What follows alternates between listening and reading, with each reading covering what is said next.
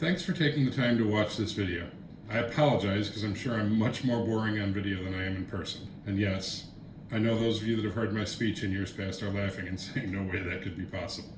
Really though, we do appreciate you guys taking time out of your busy day to watch this and then attend the virtual coach meeting on Thursday. We will try to answer as many questions as we can in advance so that the coach meeting does not run too long. This year is very different from past years, so we want to make sure we're following everything carefully. We don't want to be the ones on the news for a COVID outbreak, so please bear with us and with all the rules this year. Number one, thank you for volunteering. You guys volunteering is what makes this league a huge success. We appreciate all you do, and the one thing to remember is it's your job to make sure all the kids are having fun. Please keep that in mind. The Park District ambassadors are out this year more than before. Jim Doherty, who many of you have met at coach meetings over the years, has retired. We do have a new Jim. I can't pronounce his last name, but he has the same phone number as in past. So if you ever have a problem, you can still call the Park District phone number that's on our website. It's on our coach page. You guys have received it if you've been at the meeting before, and speak to Jim, and Jim will send a Park District ambassador out. We have had a lot of players playing pickup games on our fields this summer and so far. So please, if you're at a field and you're permitted, there should not be anyone else on your field. In particular this year, because COVID is affecting how many players we're allowed to have at practice at once, and if someone's too close to you, that actually affects your number. So please, if you show up, there's someone on the field, call the Park District or call me, and we will make sure that we get that other group removed. If you're practicing at a Thorgard field, please remember when the system goes off, you need to clear the field, clear the parking lot. Everyone must take shelter. If it's just you and some of the coaches and some of the parents aren't there, put the kids in one car, you in the other, or standing outside under some shelter. You shouldn't be in the car with the kids, but we cannot stay on the field or standing in the parking lot if the Thorgard is going off. Zach's law refers to the law about all goals having to be secured.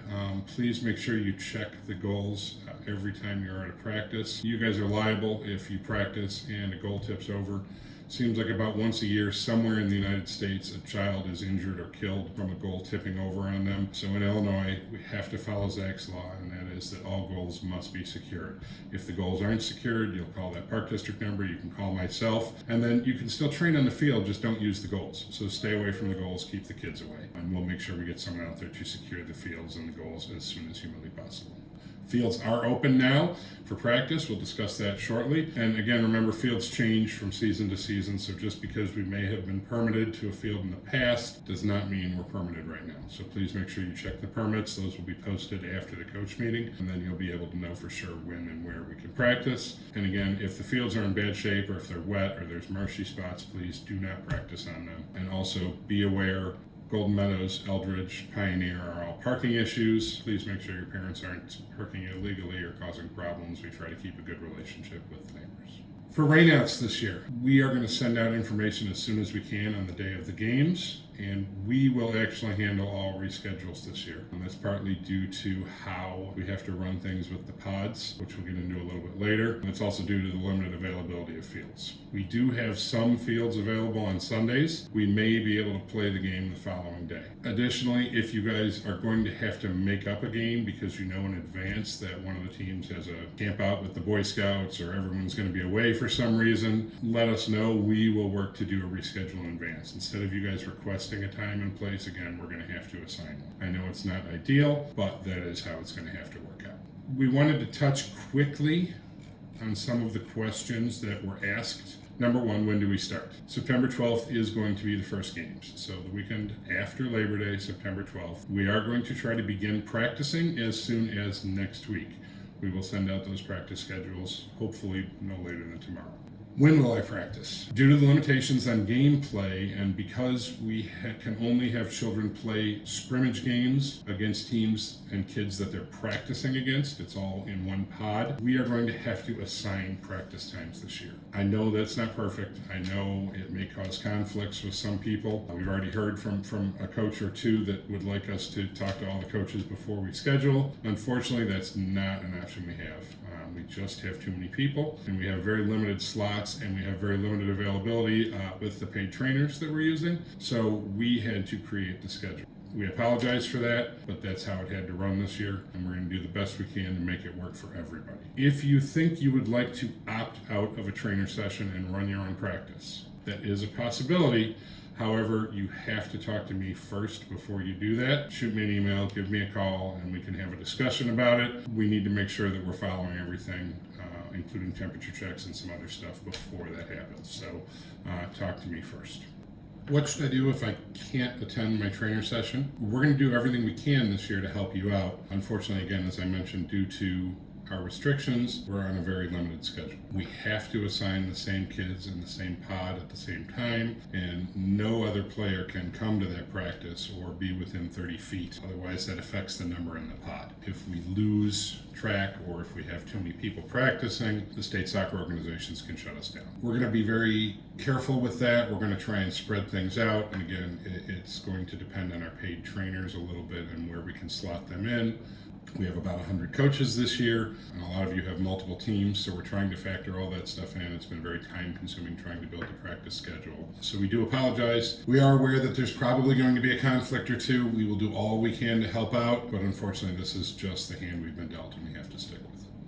I've heard that soccer is a medium risk sport and games aren't allowed, so how can we play? It is correct. Soccer is a medium risk sport, and we are not allowed to play necessarily a game.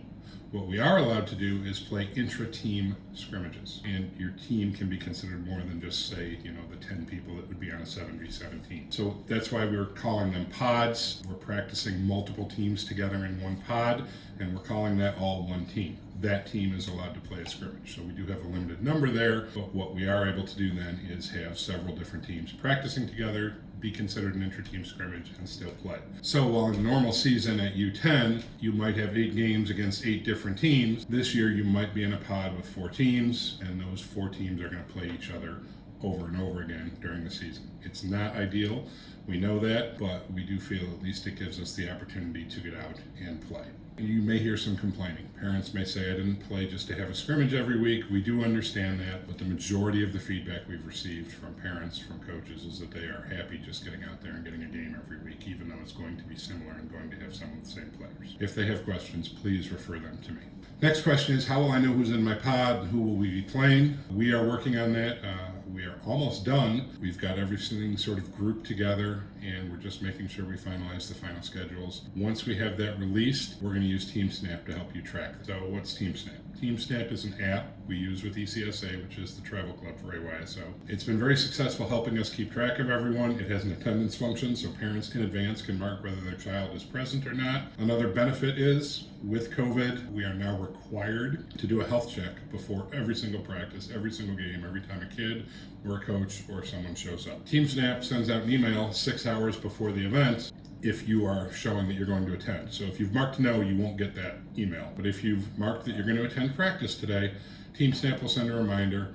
You'll have to go in, you'll have to mark off that you took your temperature, what the temperature was, and whether you've got symptoms for COVID. It's a pretty simple check.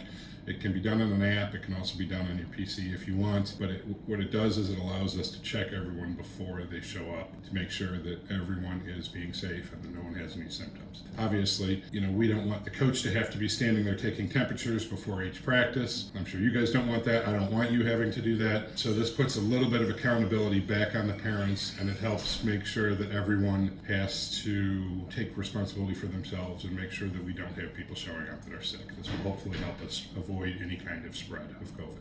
So will you have to register with TeamSnap? Yes. Again, it's an app. It's a free registration. It does not ask for a credit card.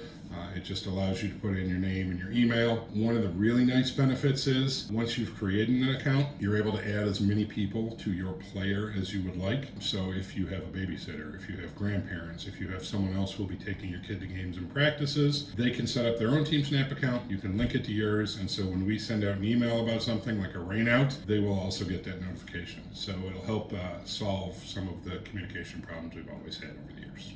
We've had a lot of questions about masks, and I just want to be clear, any of these rules are stuff that's been imposed by both the Park District and the state, so we really don't have room for interpretation.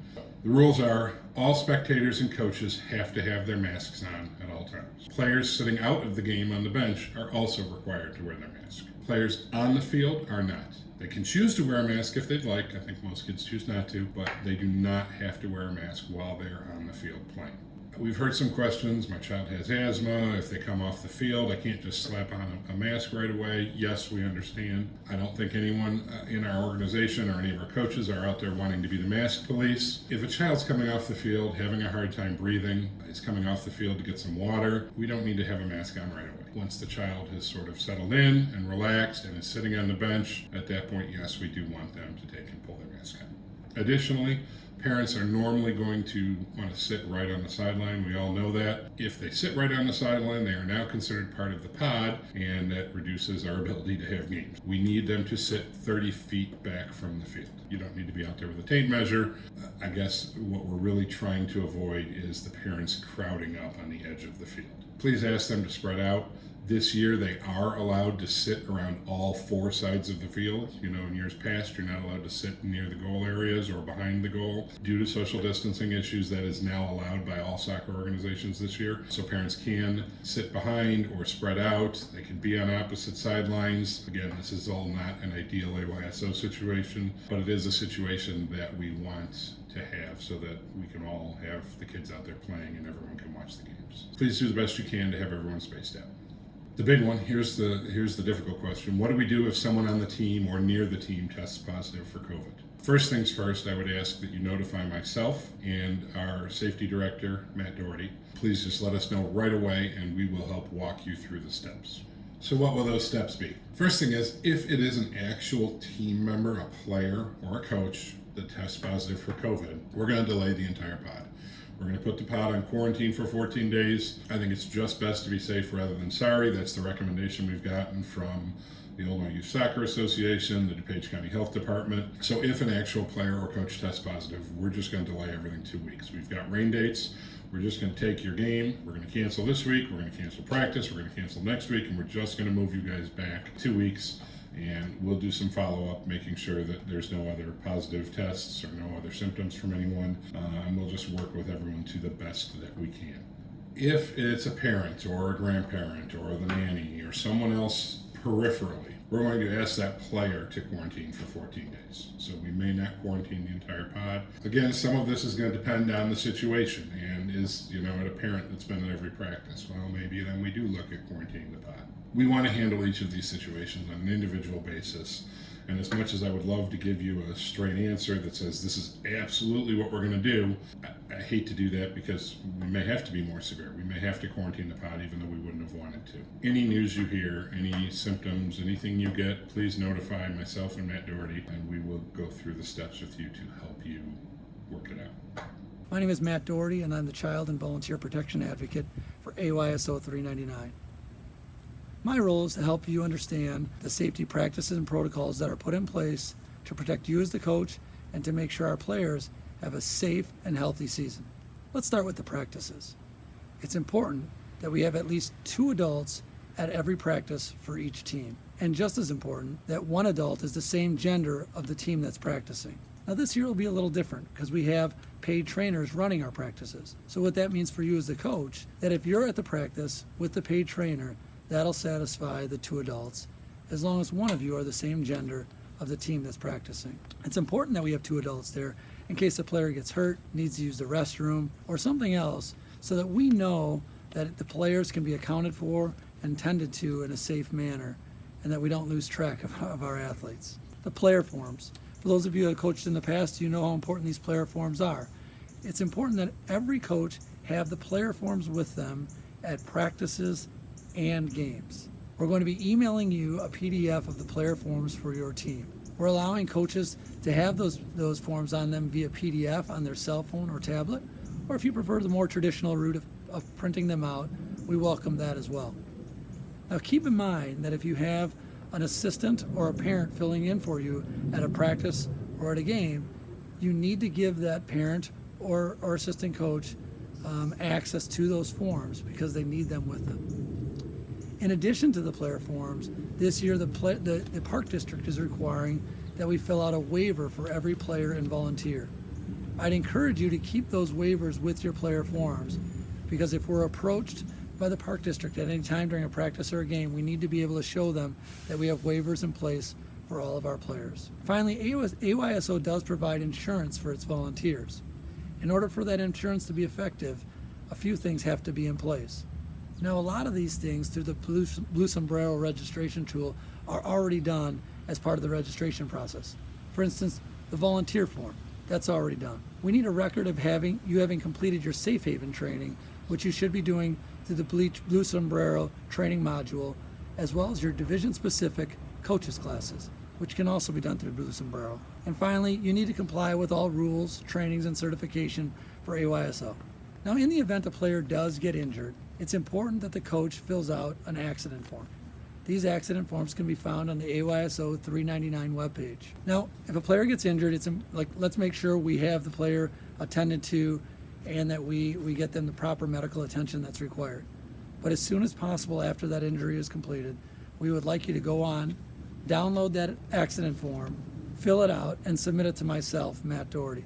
Now, we have 90 days from the event of the injury to get that form submitted, but we'd like you to do it as soon as possible. That way we have all the pertinent information, it's current, and quite frankly, we can get it into the insurance company's hands as soon as possible. And please feel free to reach out to me with any questions, comments, or concerns. My contact information can be found on the AYSO 399 website. Be safe and take care. So the next question is, what happens if we don't get in all of our games, whether it's due to rainouts, whether it's due to COVID postponements, whether it's due to anything that we can do? We've tried to obtain extra fields. We do have some Sunday fields. We do have some nights where we have lighted fields during the week. It's a little later, so obviously we're not going to try and make up our U6 game on a Tuesday night at 9 p.m., but maybe we can get an 8:30 game in for the U14s or the high school team. We're going to have to try and play it by ear. That being said, in addition to having some extra times and extra slots at night and weekend stuff, we're making plans for the spring to go all the way through June. I know typically we've tried to end very close to Memorial Day because people start taking vacations and start disappearing. That's still possibly going to be an issue. We're going to plan to run all the way through June and possibly even into July just to have fields available.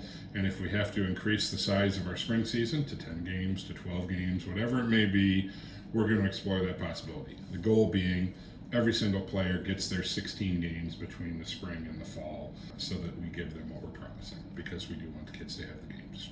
Some people have asked why we haven't just canceled. I would tell you that the majority of the feedback we're hearing from people, and when I say majority, it's about as close to 100% as you could get. Most people want to play. Most people want their kids to get out and get some exercise. Additionally, recently we've had some feedback and some data that we've heard that shows that soccer really isn't causing COVID or helping spread COVID. There was a fairly large study that I'm going to be posting on the AYSO website. It's already got on the AYSO Facebook page from San Diego, showing that there were over 100,000 player sessions between June and August. No one there were 15 positive COVIDs in that time. No one else caught COVID from practicing with a COVID positive player or coach. They contact traced all the cases of COVID back to outside of the soccer situation. So everyone who got COVID, those 15 cases got it from outside soccer, and not a single case of it was spread inside. More than any years in the past, we appreciate your guys' help. We don't want you in the firing line. If you're starting to get questions from parents or outside the organization, please don't feel that you guys are required to have all the answers. Refer them to any board member and we'll help take the pressure off. You can always give them my cell phone number. That should be on any email you've ever received from me. My email address. All the rest of our board contact information is on the Contact Us page on the website, ayso399.org. We really want to make sure we're taking pressure off you guys, because we know this year more than anything there's going to be questions, there's going to be people unsure. Please just feel free to pass that stuff on. A couple last quick things here, just sort of housekeeping stuff. Please make sure you're starting games on time. This year more than ever, we're trying to space out the gaps between when one team leaves and one team arrives. So we really don't want a game running late and the next team coming. We've added an extra 15 minutes in most cases in between, so that hopefully the field is totally clear, no one's lingering, everyone's gone when the next team shows up. U5, U6, and U7, still remember no keepers, no cherry picking, try and keep the games as balanced as possible. This year, due to COVID, we have changed the U8 system because those are the biggest kids on the little fields. We've decided to take U8 back to 7v7. So instead of playing 4v4 or even 5v5 on the little field with U8 teams, we have now put them and moved them up to 7v7. You guys will have a few more kids on the rosters, obviously, and you will play with keepers at that point. So we're trying to make sure that everyone, has an opportunity and that we're not too on top of each other. So with the older kids and bigger kids, we're putting them on that field and having them, play 7v7. U12 and above, you should be doing quarter breaks on the fly. Again, remember, no heading until at least U14. Playing time does not affect kids, so if they don't show up for practice, it doesn't affect whether or not they can play at the game. Please make sure you're rotating kids through all positions. We don't want a 7-year-old playing goalkeeper all the time, or defense or offense. We want to make sure everyone has a chance to play every position. Remember, down by 4 goals, please make sure you are scrambling the teams, especially this year when we've got the same teams playing each other more and more. We know that we may have some unbalanced teams. Please make sure if you do have that situation, we don't have one team running it up on another every week. Make sure you scramble them up. If you guys know in advance that the teams aren't even, talk to the coaches. Have the kids show up in a different color shirt. Be creative. If you're having a problem, please feel free to reach out to the board. Any one of us will help. Myself, Joe Clear for coach problems. We're more than happy to help you guys out. We just want to make sure that the season runs as smoothly as possible. In the email that went out with this video, there was a link to a Google form. If you have questions, please go ahead and submit that. We're going to try and address as many of those questions right off the bat at our coach meeting as possible. And then we'll even take live questions as well. Again, thank you guys so much. We appreciate everything you do. And the kids really do appreciate that you guys are out here volunteering so that they're able to play. Thanks.